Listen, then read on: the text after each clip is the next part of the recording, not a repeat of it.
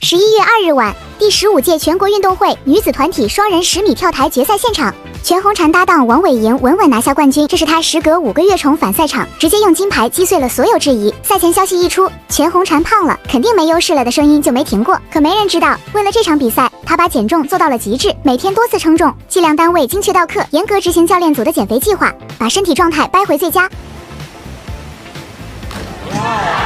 大众总爱追逐天才的故事，看凤凰飞出麻雀窝时热血沸腾，却又在热度褪去后盼着看天才陨落，凤凰折翼，仿佛没点戏剧性就不过瘾。但18岁的全红婵偏不遂愿，她用教科书级的表现证明，体型从不是她的短板，实力够硬，完全能登上舞台。我们总夸她年少成名，却忘了她刚成年不久，心智和身体都还在成长。竞技体育的残酷本就刻在赛场上，可舆论的尖刀却更伤人。凭什么要一个刚扛起荣誉的女孩，同时扛住眼看她起高楼，眼看她楼塌了的恶意？还好她穿过了这场舆论荆棘，用冠军重新唱响属于自己的赛场之歌。